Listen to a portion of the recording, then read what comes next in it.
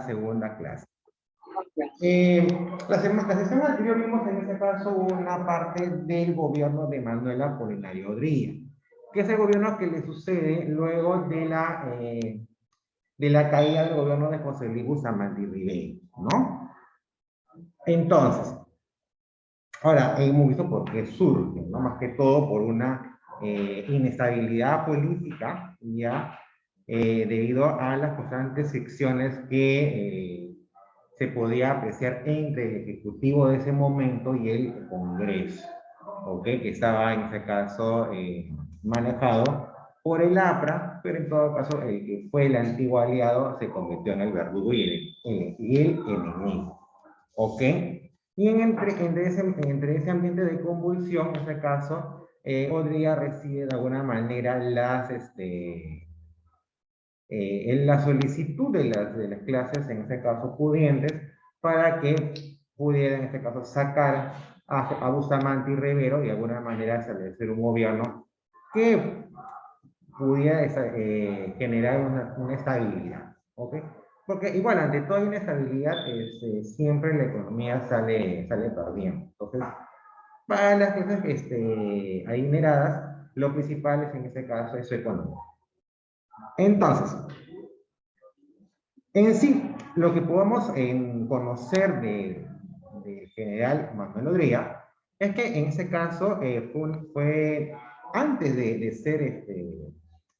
liderar este periodo gubernamental, fue también un ministro de gobierno y natural de Tarma, o sea, no era tan extraño en la política, no era alguien que ya había pertenecido o había trabajado en ministerios anteriormente, o sea, no era alguien desconocido, ¿ok? Se levantó en armas, como hemos visto, desconociendo la autoridad de Bustamante y Rivera. Para este caso, la revista Caretas, que eran, bueno, aún siguen, creo que aún sigue circulando, pero ya prácticamente está en sus últimas etapas, pero en su momento la revista Caretas era la fuente periodística más importante del país en su momento.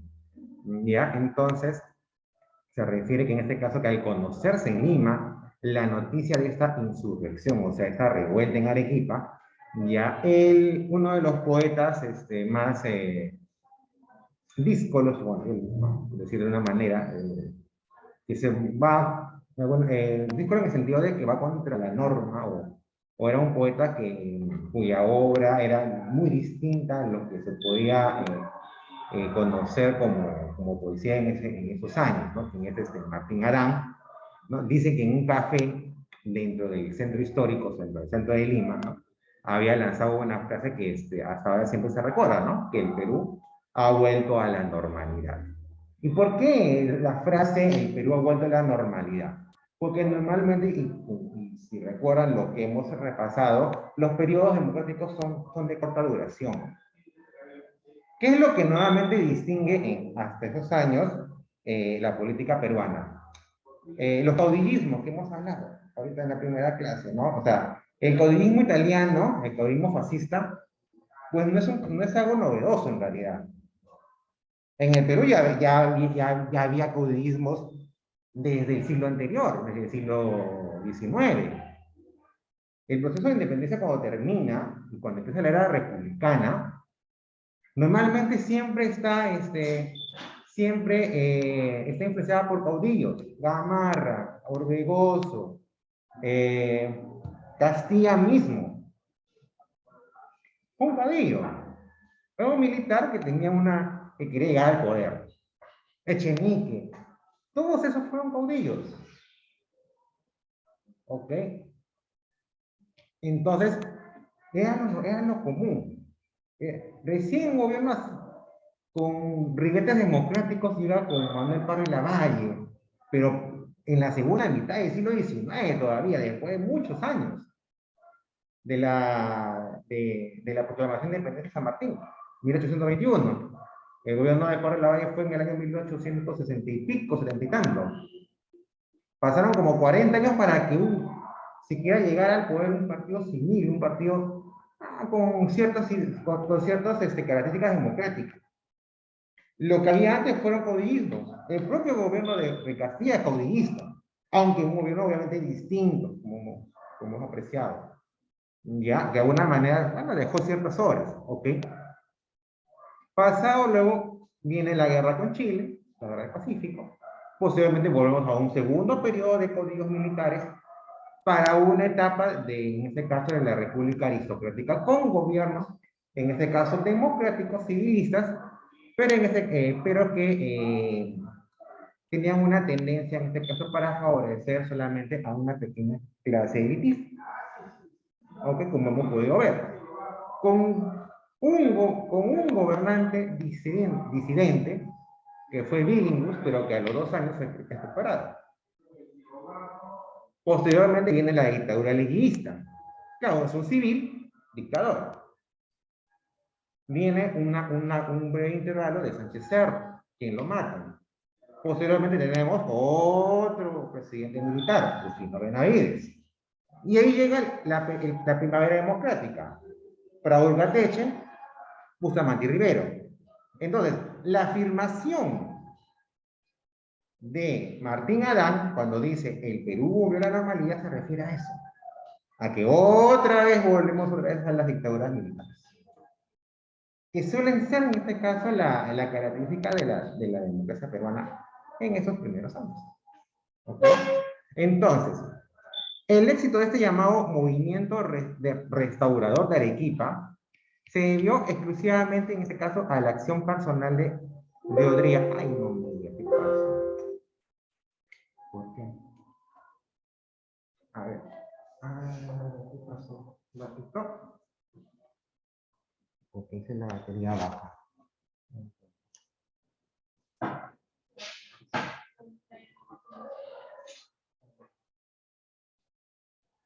Ya. A ver.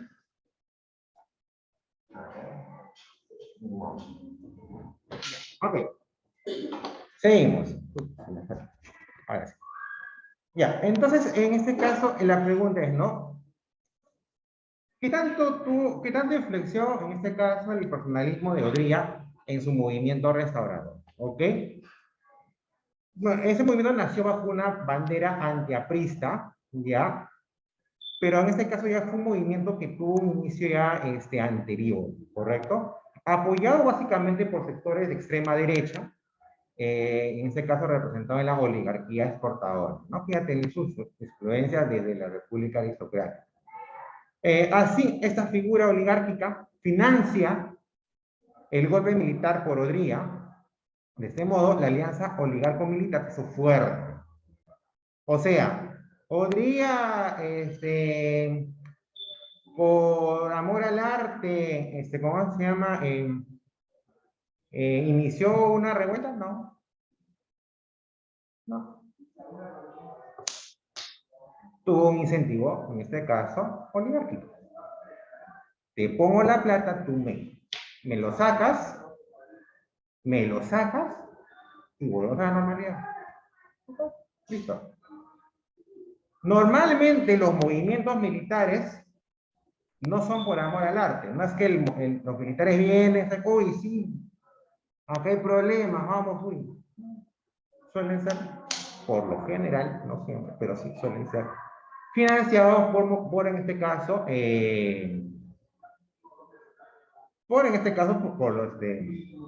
por las élites, ¿no? Excepciones, en el Perú, Velasco. Los demás suelen ser financiados por, en este caso, la élite. En este caso, como si no eran tanto los aristócratas del 900 quienes gobernaban con el apoyo militar. Ahora eran los militares, o sea, la figura se revierte. Eran los militares que estaban en el poder, firmaban decretos que en este caso alcanzaba a la clase dominante. Los apristas señalaban que, en contraposición al lema de libertad sin pan, que se aplicara al gobierno de Bustamante y Rivero, durante el periodo de Odría se habla de un pan sin libertad. Así apreciamos las dos características principales del régimen de Odría. Un éxito económico, por un lado, y un sesgo totalitario por el otro.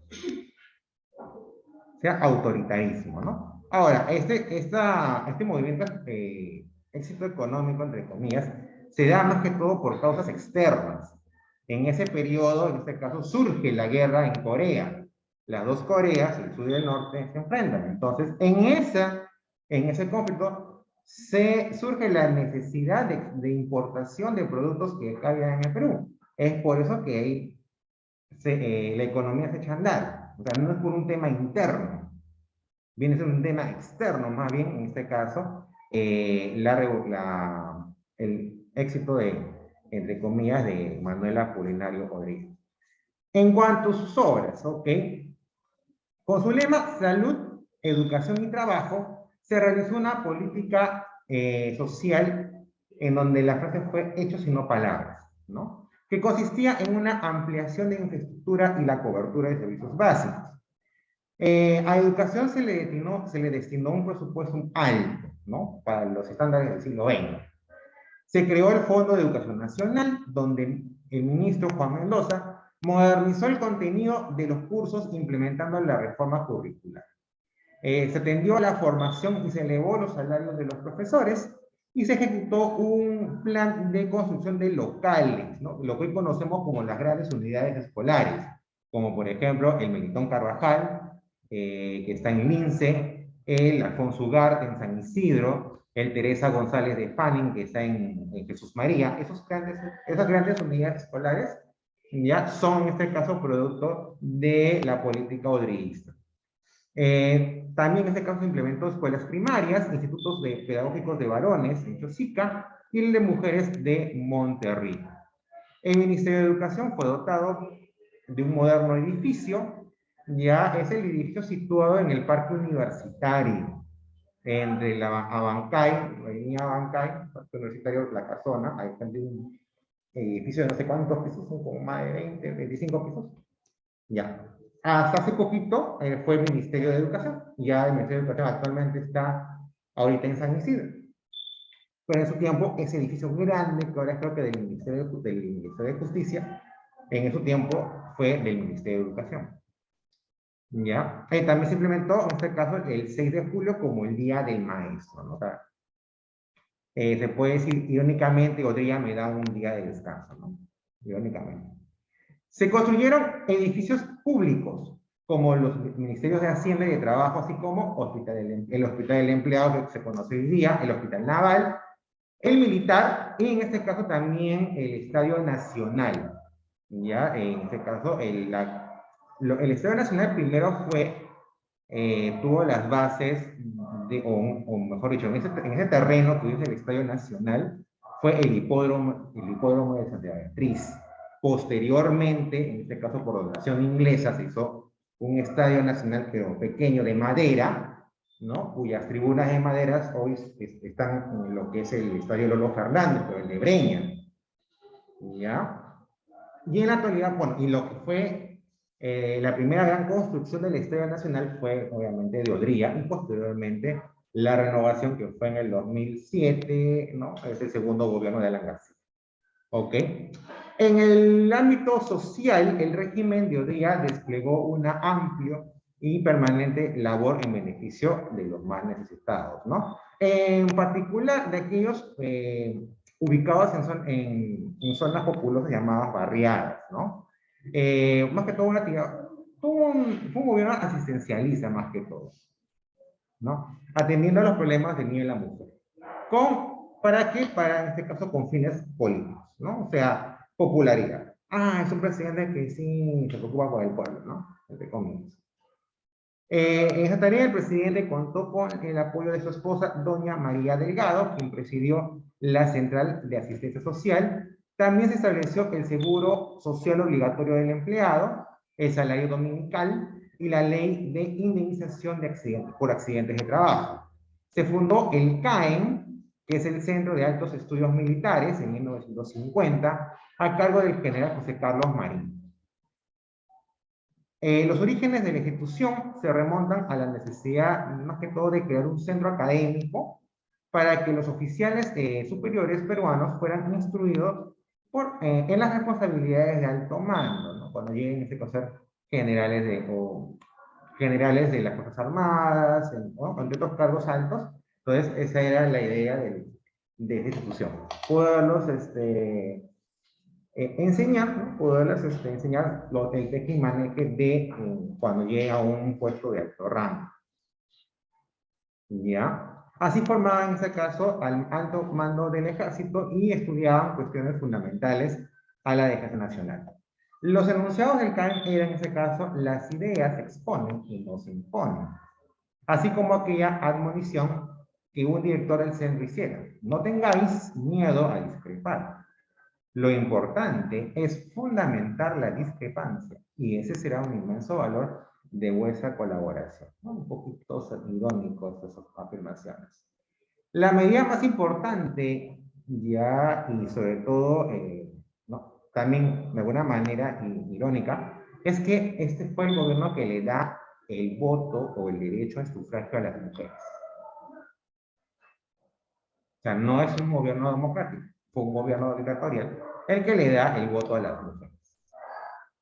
En cuanto a la migración, el país en los 40 vivió una intensa, en este caso, expansión demográfica, ¿no? Con esto se redujo las tasas de mortalidad y se mantuvo una relativa alta tasa de nacimientos. Y se empezó, en este caso, a controlar los estragos de las principales enfermedades infecciosas, como con medidas como las inmunizaciones, o sea, las inyecciones, ¿no? Y las construcciones de sistemas adecuados de agua y de sal. Así como, así las diferentes tendencias políticas proponían en este caso políticas socialistas populistas con mayor fuerza en lo que corresponde a salud y a educación. Pero los analfabetos se encontraban excluidos del voto y dado que los alfabetos se concentraban en las ciudades, dichos servicios crecieron sobre todo en las áreas urbanas, propiciando en este caso una masiva migración del campo a la ciudad. O sea, en esos periodos del 40 y 50 es en donde en este caso se genera este fenómeno migratorio. ¿Okay? Para los que van a exponer sobre la migración del campo a la ciudad, tienen que empezar a leer sobre el régimen de Manuel Rodríguez. ¿Ya? Entonces, esta migración convierte al Perú en un país con perfil mayormente mestizo. ¿Ok? Urbano y sobre todo costero, porque la migración en este caso fue de la sierra a la costa, de la selva a la costa. Entonces, fundamentalmente ya la costa fue el lugar demográfico donde mayor cantidad de personas estaban. ¿Ok? Esta masiva migración fue incentivada no solo por el anhelo de educación superior, sino también por la crisis del agro. ¿Ok? Incapaz más que todo de competir con alimentos importados, que de alguna manera se había, había empezado a llegar debido en este caso a mejoras en la tecnología en el transporte marítimo, o sea, en el transporte de por barcos. Se dio inicio a la formación de barriadas muy precarias alrededor de la capital, especialmente en las laderas de los cerros.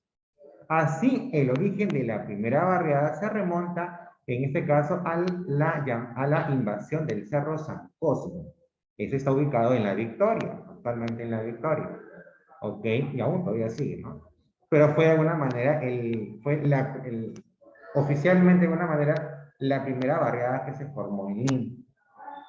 De esa manera, ante la creciente migración, su nulo acceso a créditos bancarios, el comercio ambulatorio, crearon la impresión de que Lima se desbordaba, ¿no? De ahí viene ese término llamado desborde popular, que luego el presidente Belaúnde lo bautizaría como pueblos pobres. En este proceso aparece el mestizo ilustrado, ¿no? Hombres provenientes del campo, cuyos padres no tuvieron una formación académica, ahora en este caso son incorporados a la PEA, ¿no? Como profesores, abogados, ingenieros. A este proceso se le denominó la cholificación, es decir, la incorporación ya de la población campesina a la urbe. ¿Ok? Ese es más que todo un proceso, eso es un término sociológico, ¿ok? Que explica en este caso cómo fue ese proceso de asimilación, ¿ya? El cholo era el antiguo indígena que gracias a su educación y a su esfuerzo personal había ascendido socialmente. Y en ese caso se logra integrar parcialmente, o sea, no del todo, a la sociedad urbana. Esta cholificación, término creado por el sociólogo Aníbal Quijano, comenzó a cuestionar los roles adscritos a las razas, ¿no? Que ya hemos mencionado, como se acá, o en CP2, pero mencioné de que en este caso eran, no existe un término llamado raza humana. Ya, la raza humana no, o sea, no existe. Ya, eso son términos creados desde la época de eh, del virreinato solamente para poder excluir a las personas. No existe raza blanca, ni raza negra, ni raza mestiza. Salud. ¿Ya? Entonces, y de alguna manera, actualmente ya no se usa ese tipo de términos, ¿no? Para poder explicar un fenómeno sociológico. Bien, en las elecciones de 1956, ¿ya? Ya en este caso llega a su fin el gobierno de Odría y surgen nuevas fuerzas políticas. Por ejemplo, la coalición nacional de Pedro Rosselló, que en este caso era apoyado por la industria de la construcción, el Partido Demócrata Cristiano, liderado por Héctor Cornejo, el Frente Nacional de Juventudes Democráticas, creado por Álvaro Orlandini, que en este caso lanzó la candidatura de un joven en ese momento, Fernando Belaúnde Terry. El movimiento democrático pradista, el movimiento también llamado democrático peruano, de Manuel Cisneros y Javier Ortiz de Ceballos, que apoyó la candidatura de Manuel Prado Yucateche. Y el Partido Restaurador, que luego fue bautizado como Unión Nacional Odriguista, el cual apoyó la candidatura de Hernando de la Valle. O sea, ese último partido, el Restaurador, era de alguna manera el partido oficialista, que quería, en este caso, la continuidad, ¿no? De las políticas de gobierno de Odríguez. En este caso, Hernando de la Valle se convierte en el candidato oficialista, representante de esta alianza oligárquica militar. Ofrece a los apristas el retorno a la legalidad. O sea, después de haberles dado duro, puedes volverle. Pero Manuel Prado Urgateche, ya representante en este caso de la fracción nacional de la oligarquía, les ofrece el cogobierno. O sea, no solamente es, o sea, les ofrece algo más. No solamente es que vuelvas a la legalidad, sino te voy a invitar al banquete, vas a ser mi invitado especial. Es por eso que los apristas terminan apoyando a Manuel Prado Urgateche. Y es así que se forma esta alianza que es conocida como la convivencia. Aquí lo vamos a ver en la siguiente sesión histórica. Sin embargo, esta elección no destaca tanto Manuel Prado Gatell, sino en ese caso un joven, como les decía en ese momento, Fernando Belaúnde Terry, que en una campaña muy breve alcanza el 36% de los votos. ¿Ok? No fue elegido en ese momento, pero en este caso ya es como un nuevo, se posiciona como un nuevo actor político dentro de la escena de ese momento. ¿Ok? Posteriormente, como vamos a ver, Belaúnde ya años después, ¿no? Termina siendo en este caso presidente, 2 veces presidente de la República. ¿Ok? Pero en ese momento todavía era un joven político con un perfil distinto. Era más que todo el joven político de clase media, ¿no? Estudiado en el extranjero que venía a aportar, ¿no? Era el representante de esos dos jóvenes que, bueno, que yo estoy afuera, entonces quiero aportar a mi país. Ese era el perfil que traía en este caso Belaúnde Terry. ¿Ok? ¿Ok? Entonces, en sí podemos decir que el gobierno de Odría, ya, fue un gobierno que de alguna manera se benefició más que todo les decía, entonces el gobierno de Odría en este caso se beneficia bastante en ese caso, de la guerra de Corea. Eso permite de que la economía pueda manejarse, pueda en ese caso activarse, ¿ya? Y le permite en ese caso ingresos que con ello llega en este caso a realizar las obras que hemos enumerado, ¿ok? Insisto, eso no quiere decir en este caso de que eso le exima de lo totalitario que fue su gobierno, ¿ok? Una cosa de que era necesario que hiciera estas obras ¿para qué? Para poder posicionar como un actor político en ese momento y poder garantizar una continuidad, ¿no?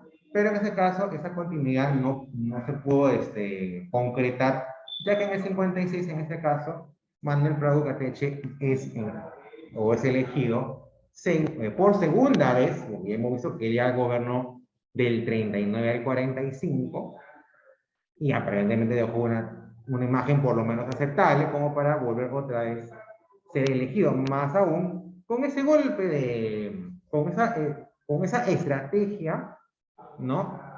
De poder en este caso ofrecerle más al APRA. Y el APRA jala votos. Entonces, se aseguró en este caso de que esos votos apristas pudieran en este caso beneficiarlo a él y no al candidato odrista Hernando de la. Hasta aquí en este caso la sesión número 21 de historia. ¿Ok? De mañana, día de evaluaciones, ya lo saben. Ya voy a revisar cuadernos. Voy a revisar cuadernos. Ya. Y ¿cómo se llama? Y también vamos a tener control de lectura el día de mañana. Nos vemos entonces hasta mañana. Chao, chao.